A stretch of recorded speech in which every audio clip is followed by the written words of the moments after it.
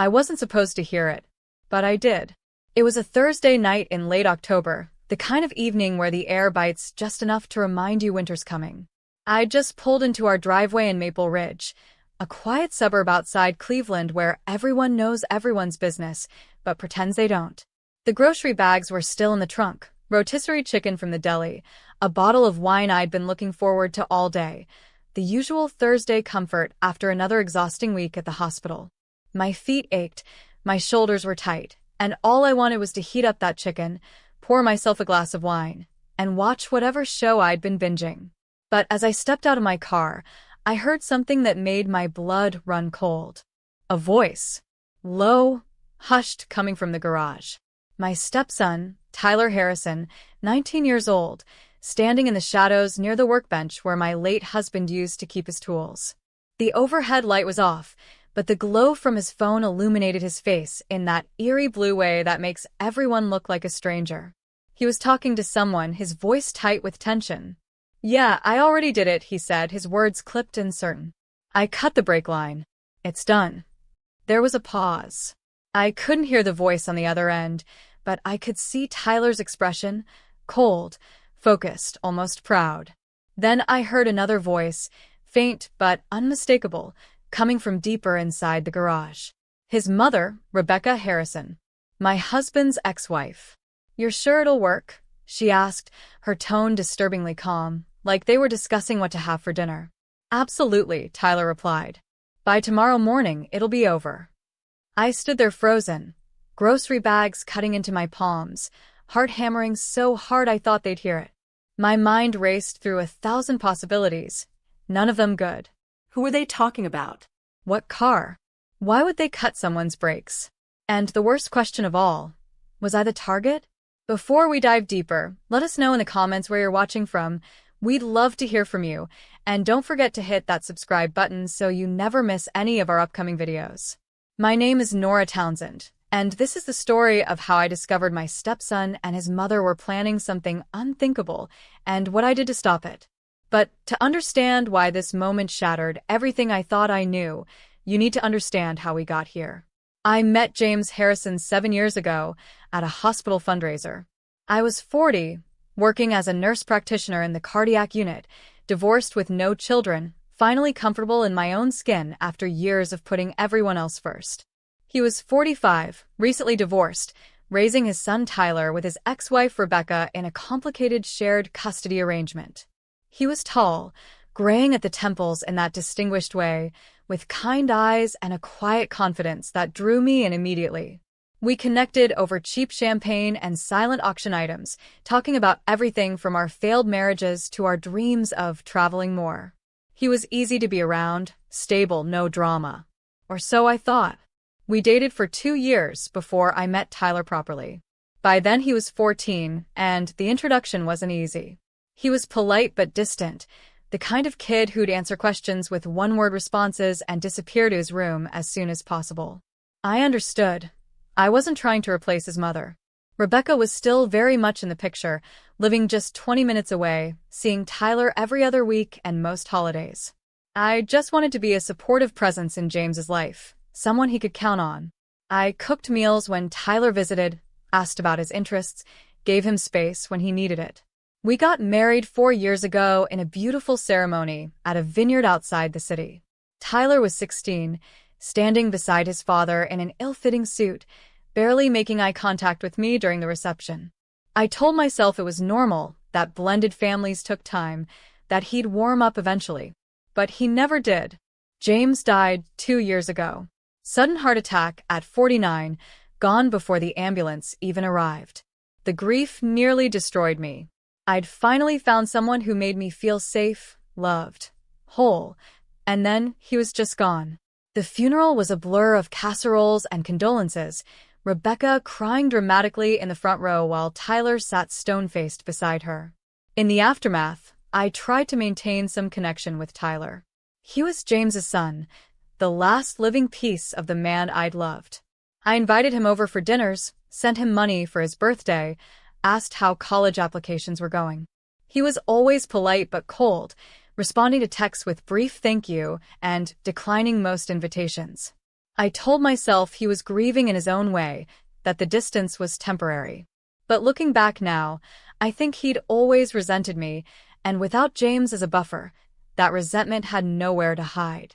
If you're finding this story as disturbing as I did, go ahead and hit that like button and drop a comment telling me what you think is going on here. I want to hear your theories. The real trouble started about 6 months ago when Rebecca reached out to me. We'd never been close. How could we be? I'd married her ex-husband, lived in what used to be her house, slept in what used to be her bed. But James had spoken highly of her, said their divorce had been amicable, that they'd remained friends for Tyler's sake. So when she called me one afternoon, her voice shaking, saying she needed help, I listened. She told me she was in financial trouble. Medical bills from a surgery she couldn't afford, credit card debt piling up, her job at the insurance company barely covering rent. Tyler was starting community college and needed books, supplies, a laptop. She was drowning, and she didn't know where else to turn. I know this is awkward, she said, her voice breaking. But James would have helped if he were here. And I thought maybe, since you and Tyler are family now, maybe you could help us through this rough patch. I should have said no. I should have seen it for what it was, manipulation, a guilt trip, an attempt to extract money from the woman who'd replaced her. But I heard James's voice in my head, remembered how much he'd loved Tyler, how he'd wanted his son to have every opportunity. So I said yes. I started small, $500 to help with Tyler's textbooks. Then $1,000 for Rebecca's medical bills. Then $2,000 when she said her car needed major repairs. Each time, she'd thank me profusely, promise to pay me back, say how grateful Tyler was even though he never called or texted to thank me himself. The requests kept coming. Her landlord was threatening eviction. Tyler needed a new laptop for his classes. Her car insurance had lapsed. The water heater broke. Every few weeks, another crisis, another plea for help. I drained my savings account, the emergency fund I'd built up over years of careful budgeting. I told myself it was temporary, that I was honoring James's memory, that family takes care of family. But deep down, I knew I was being used. The breaking point came 2 months ago. Rebecca called, crying, saying Tyler had been in a minor car accident and needed money for repairs. I'd already given her nearly $20,000 at that point, money I could never get back on a nurse's salary. I told her I couldn't help anymore, that I'd given everything I could, that she needed to find another solution. She got angry. You're living in that big house. James left you, she hissed. You're sitting on his life insurance money while his son struggles to pay for college. What kind of stepmother are you? I hung up on her. It was the first time I'd ever stood up to her demands, and it felt both liberating and terrifying. I blocked her number, determined to move on with my life, to stop letting her guilt me into bankruptcy. But I should have known it wouldn't be that simple. A week later, strange things started happening. My car tires were slashed in the hospital parking lot. Someone threw a rock through my kitchen window at 2 a.m. I'd get anonymous texts calling me selfish, cruel, a gold digger who'd stolen a dead man's money. I reported it to the police, but without evidence, there was nothing they could do. I knew it was Rebecca or Tyler, or both of them together. I knew they were trying to intimidate me, punish me for cutting them off. But I had no proof, and confronting them directly felt dangerous. So I installed security cameras around my house, changed my daily routines, and tried to pretend I wasn't afraid. Don't forget to subscribe and leave a comment below. Let me know if you think I handled this the right way or if you would have done something different. Then came that October night. I'd been working a double shift at the hospital, covering for a colleague who'd called in sick. My feet were killing me, my head was pounding, and all I wanted was to go home, eat something warm, and collapse into bed. But as I pulled into my driveway, I saw a car parked across the street, Rebecca's silver Toyota Camry. My stomach dropped. What was she doing here? I'd made it clear I didn't want contact. I'd blocked her number, ignored her emails, even considered getting a restraining order. Yet here she was, parked outside my house like she had every right to be there. I considered driving away, going to a friend's house, calling the police.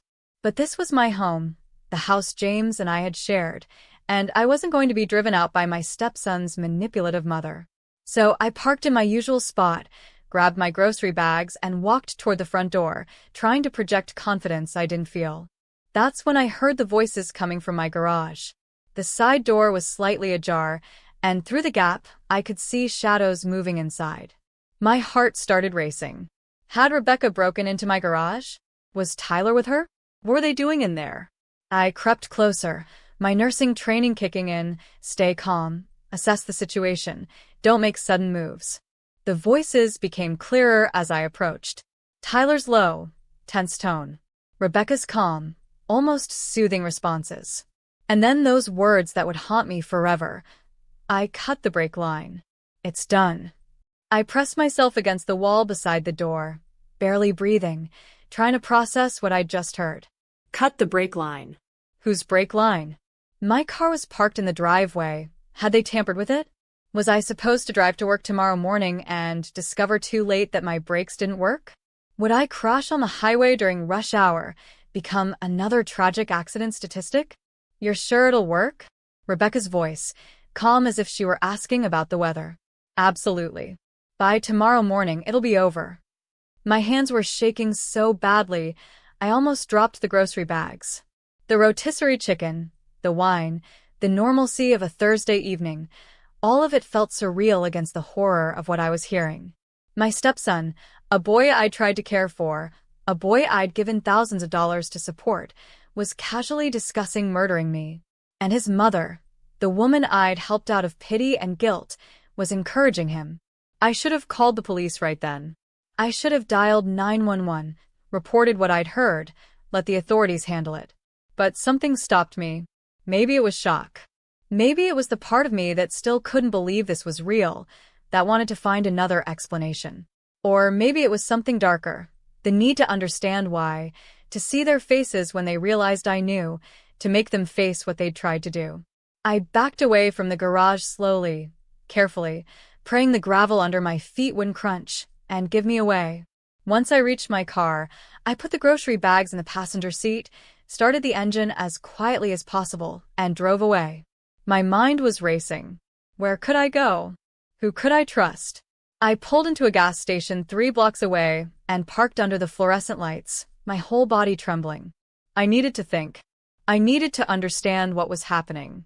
I pulled out my phone and started scrolling through recent messages, emails, anything that might give me context.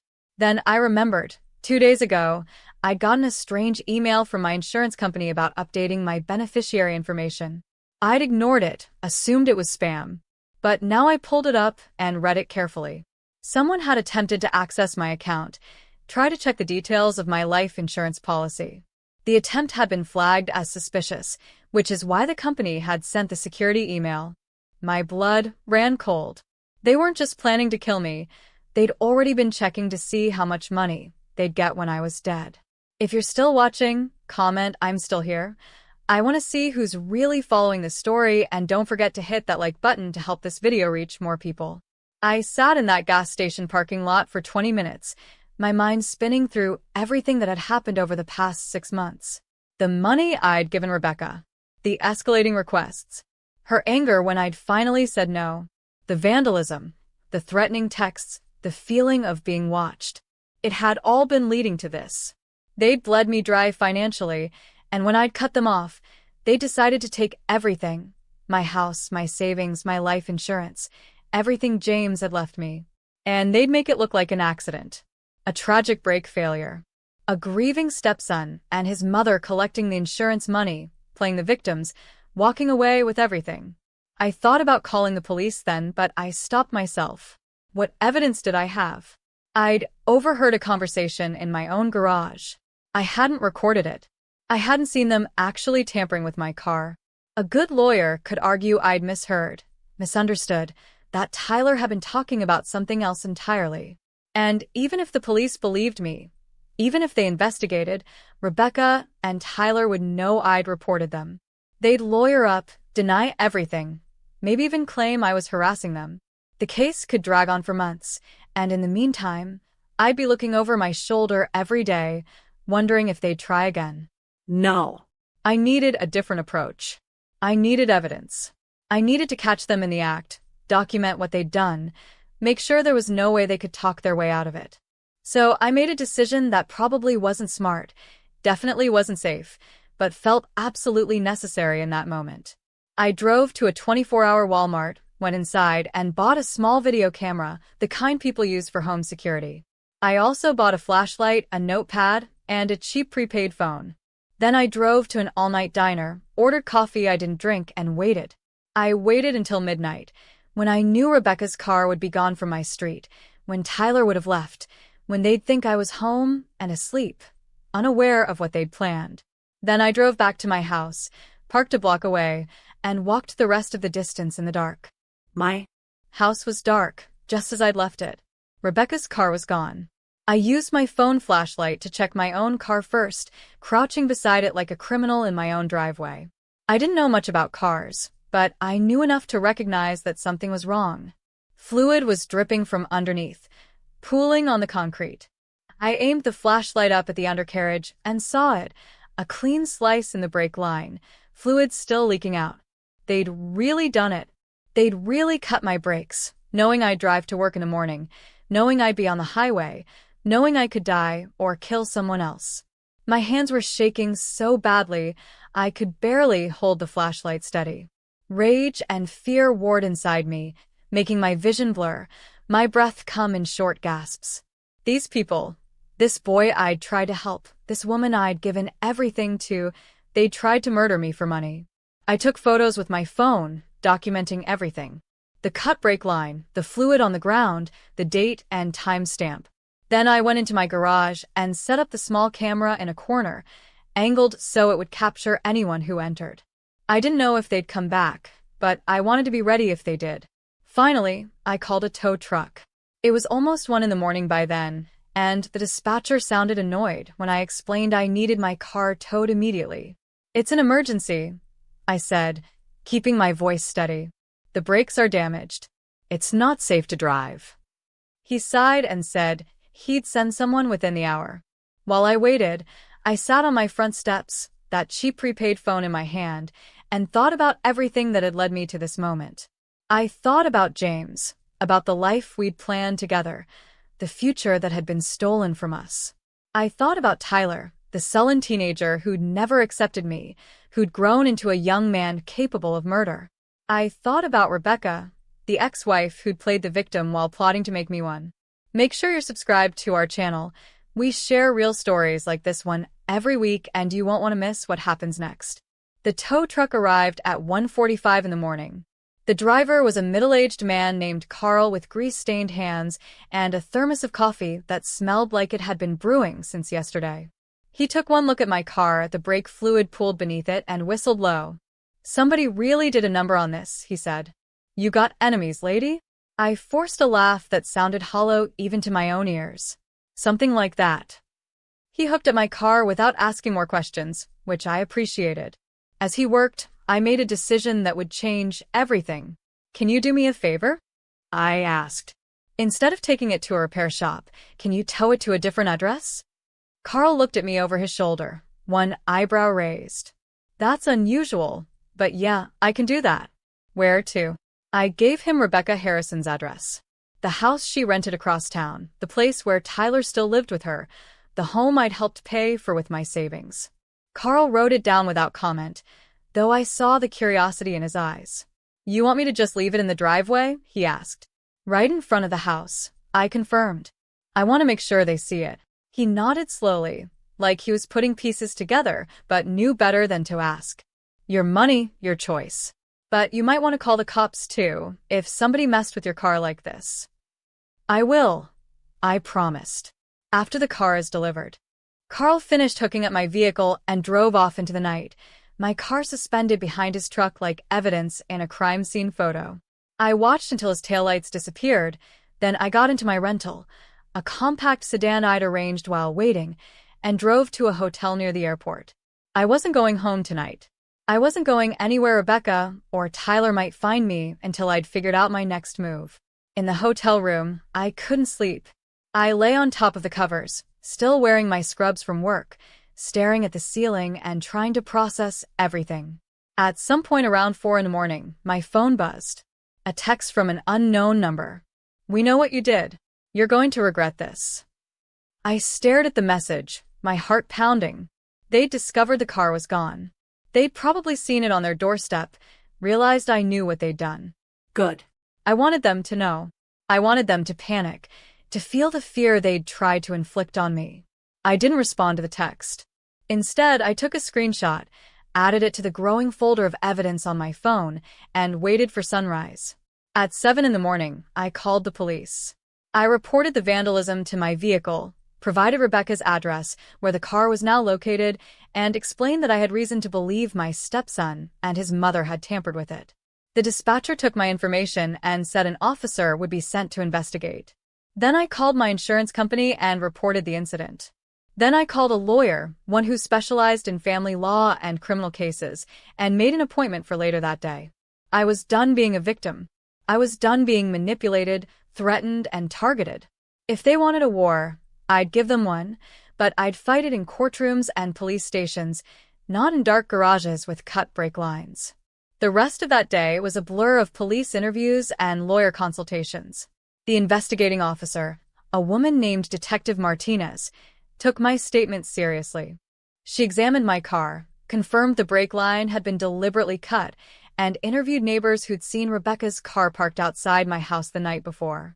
Tyler and Rebecca both denied everything, of course. They claimed they'd been home all evening, that they had no idea how my car ended up in their driveway, that I was harassing them. Tyler even had the audacity to tell the police I was mentally unstable, that I'd been stalking him since his father died, that this was all part of some delusional revenge fantasy. But then Detective Martinez checked the security footage from my cameras, the ones I'd installed after the vandalism started. And there it was, clear as day, Tyler entering my garage at 11:30 p.m., crouching beside my car with tools in hand, spending 12 minutes underneath the vehicle before emerging and wiping his hands on his jeans. Rebecca stood watch by the door, her phone glowing as she kept lookout. Leave a like and comment your thoughts below. Do you think they'll actually face justice for what they did? The video evidence changed everything. Tyler was arrested the next morning, charged with attempted murder and conspiracy. Rebecca was brought in for questioning, and while she maintained her innocence at first, the evidence was overwhelming. Text messages on Tyler's phone discussed the plan in detail. Google searches on Rebecca's laptop about brake lines and life insurance policies. Bank records showing her desperate financial situation and the money I'd given her over the months. It all painted a clear picture of motive and intent. The case moved through the system faster than I expected. Tyler's public defender tried to argue that it was just a prank gone wrong, that he'd never intended to actually hurt me. But the prosecution had the texts, the videos, the cut brake line, and the life insurance inquiry. They had Tyler's own voice on my security camera audio saying, "It'll be over by tomorrow morning." There was no ambiguous interpretation left. Rebecca tried to distance herself from the plot, claiming she had no idea what Tyler was planning, that she'd only gone to my house that night because Tyler asked her to drive him. But the text messages told a different story. Messages where she discussed my life insurance, where she calculated how much they'd receive, where she encouraged Tyler to make sure it's done right. She'd been the mastermind, and Tyler had been her weapon. The preliminary hearing was scheduled for December. I sat in the courtroom, flanked by my lawyer, and watched as Tyler and Rebecca were led in wearing orange jumpsuits. Tyler looked younger than his 19 years, scared and small in a way I'd never seen before. Rebecca looked furious, her jaw clenched, her eyes burning with hatred as she glared at me across the courtroom. The judge read the charges: attempted murder, conspiracy to commit murder, vandalism, stalking, insurance fraud. The list went on. Tyler's bail was set at $500,000. Rebecca's was set at $750,000. Neither of them could afford it. They'd remain in jail until trial. As I left the courthouse that day, a reporter approached me. The story had made local news: stepson and mother arrested for attempting to murder woman for inheritance money. It was sensational enough to attract attention, tragic enough to generate sympathy. "Mrs. Townsend," the reporter called. "How does it feel knowing your stepson tried to kill you?" I stopped, turned to face her camera, and thought carefully about my answer. "It feels like grief. I finally said.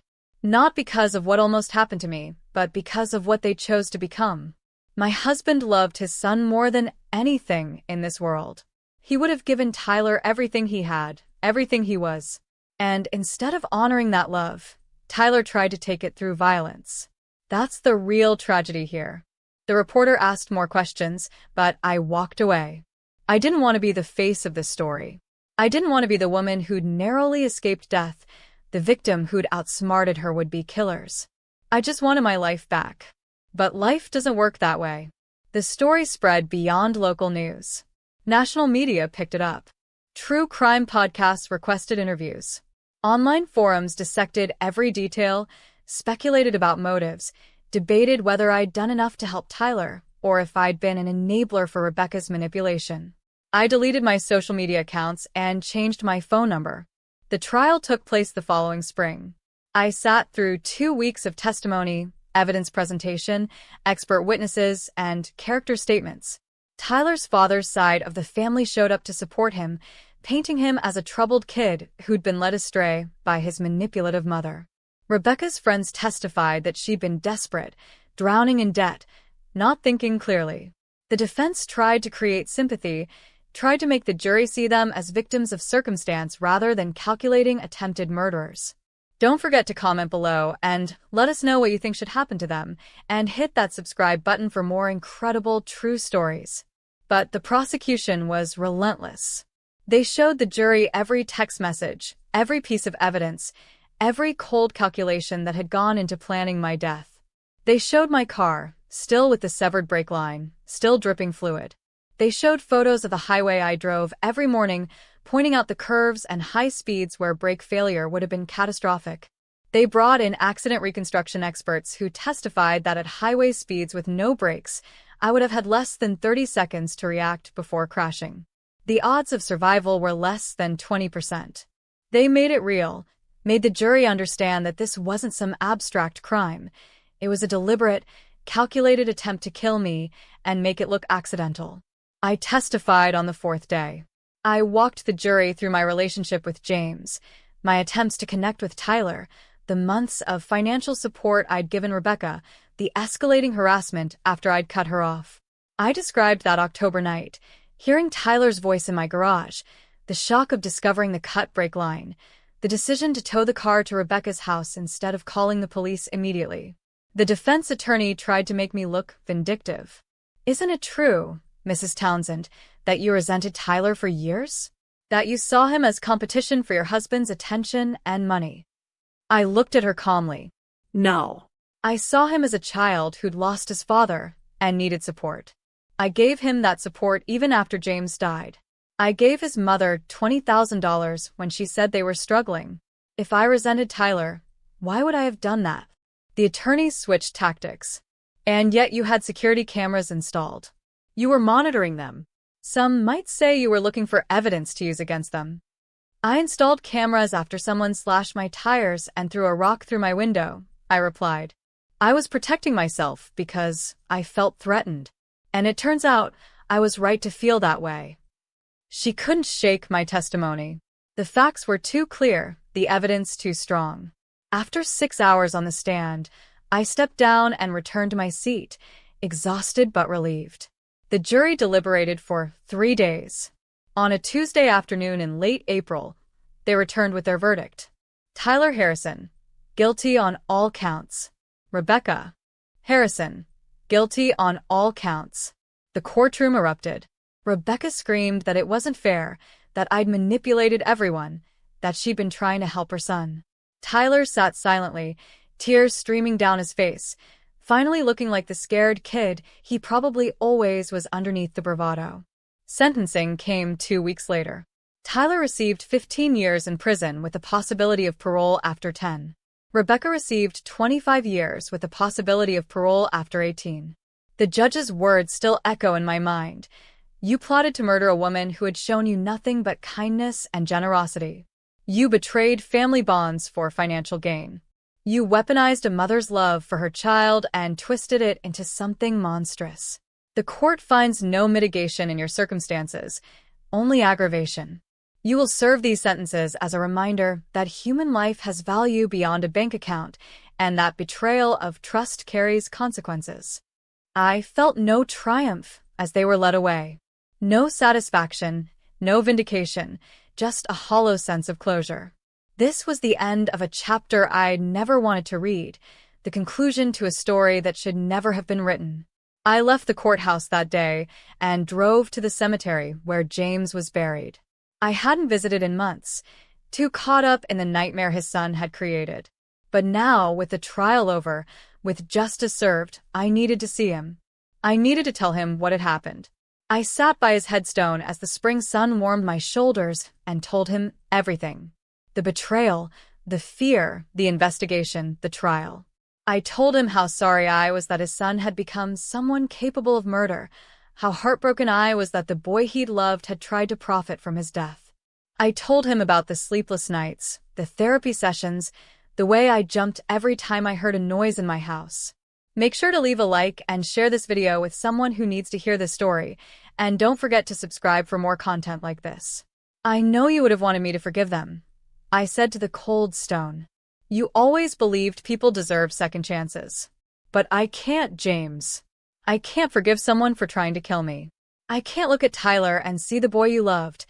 I only see the man who cut my brake line and calculated how much my life was worth in dollars. The wind rustled through the cemetery trees, and for a moment, I let myself imagine it was James responding, telling me he understood, telling me it was okay to protect myself, telling me he was proud I'd survived. In the months that followed, I tried to rebuild my life. I sold the house. I couldn't live there anymore. Not with the memories of that night. Not with the garage where Tyler had crouched beneath my car plotting my death. I bought a smaller condo in a different neighborhood, changed my daily routines, started seeing a therapist who specialized in trauma. I went back to work at the hospital, throwing myself into patient care, finding purpose in helping others even when my own life felt shattered.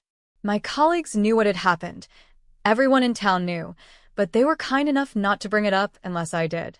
Some days were good. I'd go hours without thinking about Tyler or Rebecca, without checking over my shoulder, without that spike of adrenaline when I heard footsteps behind me. Other days were hard. I'd have nightmares about driving on the highway, feeling my brakes fail, seeing the guardrail rushing toward me. I'd wake up gasping, heart pounding, and have to remind myself I was safe, that they were in prison, that it was over. The strangest part was the public attention. The case had become a cautionary tale in true crime circles, a story about family betrayal, financial desperation, and attempted murder for inheritance. Podcasters analyzed our family dynamics. YouTube channels created dramatic reenactments. Reddit threads debated whether I should have given Rebecca money in the first place, whether I'd enabled her descent into desperation. Some people online called me a hero for catching them. Others called me cold for not trying harder to help them before it reached that point. The armchair psychologists had opinions about everyone involved. James for not leaving a will that better protected Tyler, me for marrying into a broken family, Rebecca for raising a son who'd become an attempted murderer, Tyler for being weak enough to go along with his mother's plan. I stopped reading the comments eventually. None of those people knew us. None of them had loved James the way I did, or tried to connect with Tyler despite his resentment, or struggled with the guilt of wondering if there was something I could have done differently. They had the luxury of judgment from a distance. I had to live with the reality up close. About a year after the trial, I received a letter. It was from Tyler, forwarded through my lawyer because I'd made sure he didn't have my current address. I almost threw it away without reading it, but curiosity won out. The letter was handwritten on prison stationery, Tyler's cramped handwriting filling 3 pages front and back. He apologized. He said he'd been angry after his father died, that he'd felt abandoned and replaced, that he'd blamed me for taking the family he'd had. He said his mother had convinced him I'd stolen his inheritance, that I'd manipulated his father into leaving me everything, that I was the reason they were struggling financially. He said he knew now that wasn't true, that he'd let his anger and his mother's desperation turn him into someone his father would have been ashamed of. I think about that night every day, he wrote. I think about what would have happened if you'd driven that car. I think about the fact that I was ready to kill you for money, that I'd convinced myself you deserved it because you were living in my dad's house, and I wasn't. I was so stupid, so angry, so wrong. I know you'll never forgive me. I know I don't deserve forgiveness. But I want you to know that I'm sorry. I'm sorry for what I tried to do. I'm sorry for betraying my father's memory. I'm sorry for taking your peace and safety away. If I could go back and change it, I would. But I can't.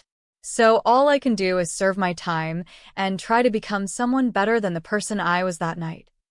If you've made it this far, drop a comment letting me know your thoughts. Should she respond to Tyler's letter or leave it alone? And don't forget to like and subscribe. I read that letter 3 times, sitting at my kitchen table in my new condo, trying to find sincerity in the words or manipulation in the subtext. I didn't know which it was. Maybe both. Maybe Tyler was genuinely remorseful, or maybe he'd learned in prison that apologies might lead to early parole. I'd never know for sure. I didn't respond to the letter.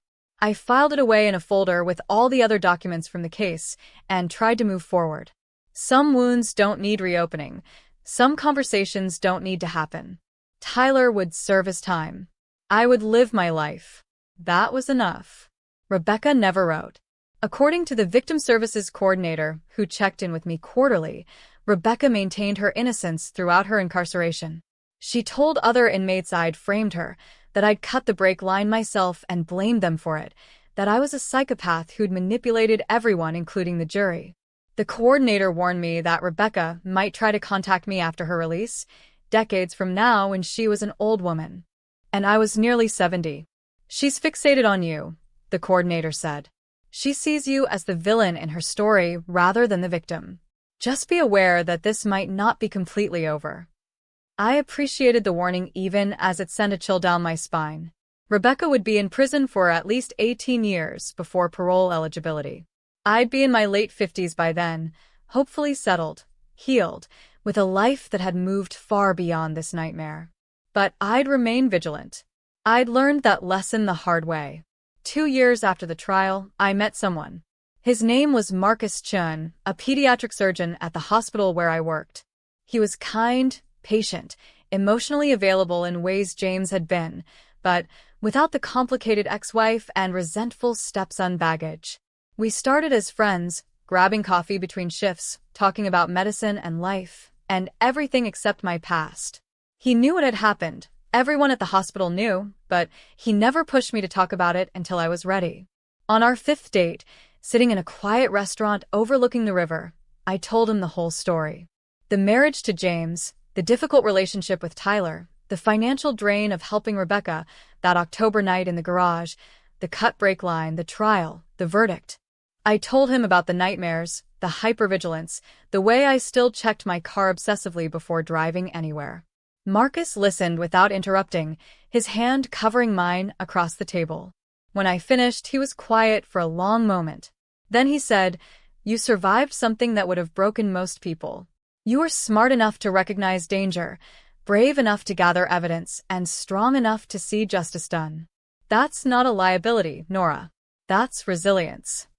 I cried in that restaurant, tears I'd been holding back for 2 years, grief and relief mixing together. For the first time since James died, I felt like maybe I could have a future that wasn't defined by what Tyler and Rebecca had tried to do to me.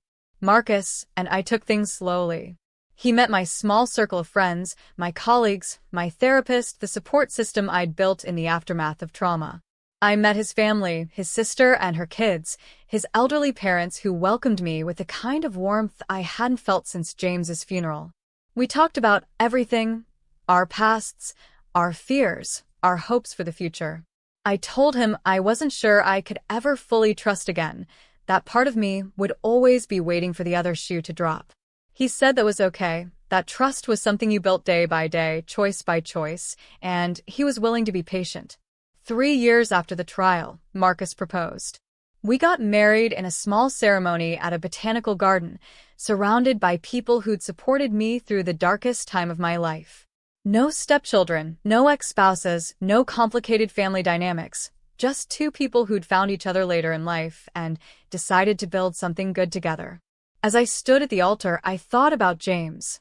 I thought about the life we'd planned, the future we'd lost, the tragedy that had followed his death. I hoped he'd be happy for me, happy that I'd found love again, happy that I'd survived.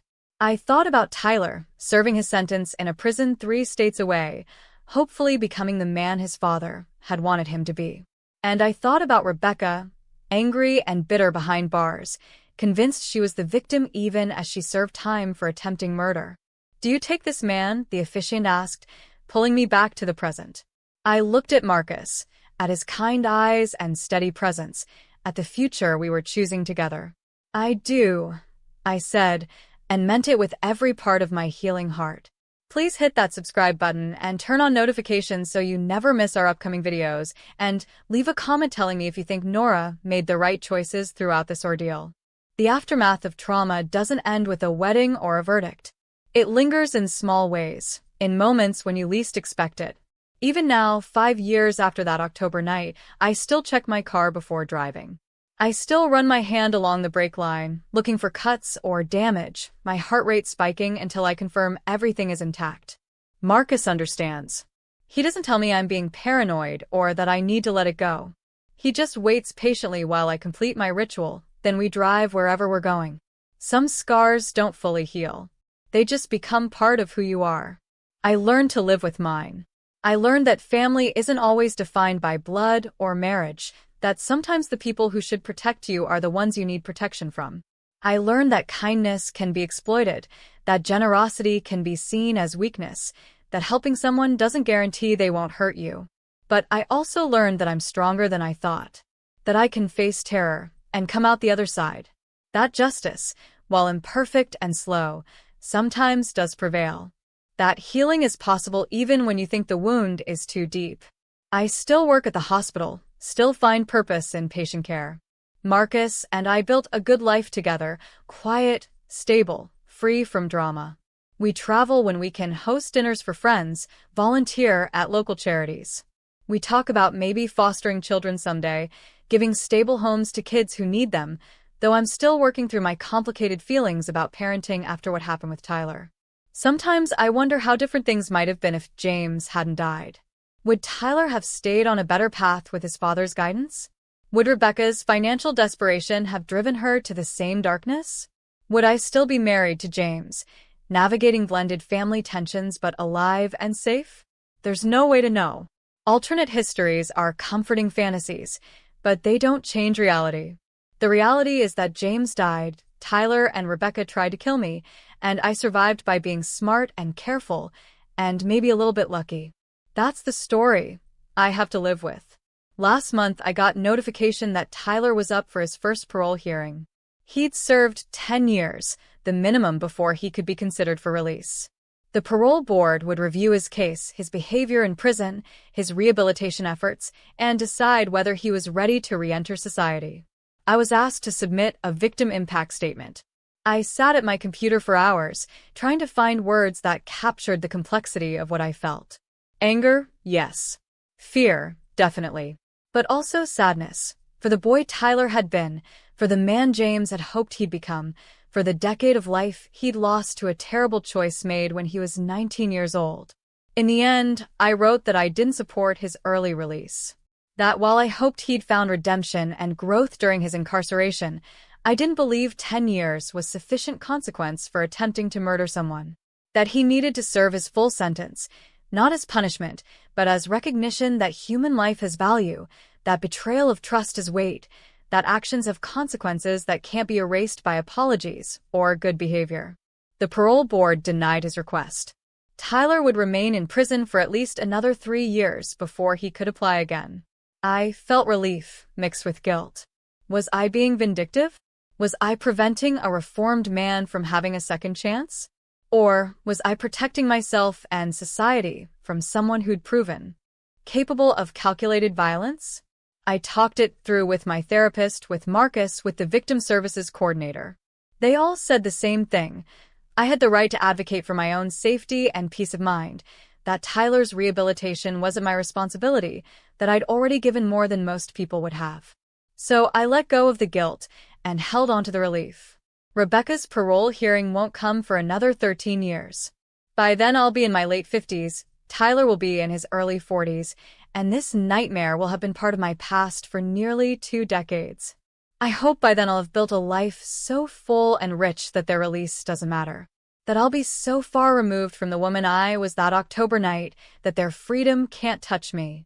But I'm realistic enough to know I'll always carry this story with me. It's woven into my identity now.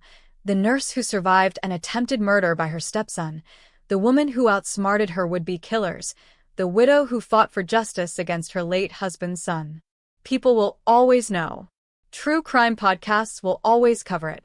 And part of me will always be standing in that driveway, hearing those words through the garage door, feeling my entire world shift beneath my feet. That's okay. Surviving doesn't mean forgetting. It means learning to carry the weight without letting it crush you. And I've learned to carry mine. If you're watching this because you're going through something similar, if you're in a family situation that feels dangerous, if someone is threatening you, if you're trapped between loyalty and self-preservation, please hear this. Your safety matters more than anyone's feelings. Your life has value beyond what you provide others. You don't owe anyone your trust after they've proven they'll betray it. And if you're in danger, there's no shame in protecting yourself, gathering evidence, and seeking help. I waited too long. I gave too much benefit of the doubt. I wanted to believe the best in people even when they were showing me who they really were. Don't make my mistake. Trust your instincts. Protect yourself first. And know that on the other side of trauma, there can be healing, justice, and even happiness again. It won't look like you thought it would. It won't erase what happened. But it will be real, and it will be yours, and no one can take that away from you. So that's my story. The night I heard my stepson say he'd cut the brakes. The choice I made to tow the car to his mother's house instead of calling the police immediately. The investigation, the trial, the verdict, and everything that came after. It's not the story I wanted to tell. It's not the life I wanted to live. But it's mine, and I survived it, and that has to be enough. Thank you for listening. Thank you for bearing witness. And if you're facing your own darkness right now, please know you're stronger than you think, braver than you believe, and you deserve to make it through to the other side. Now go check your brake lines. Trust me on this one.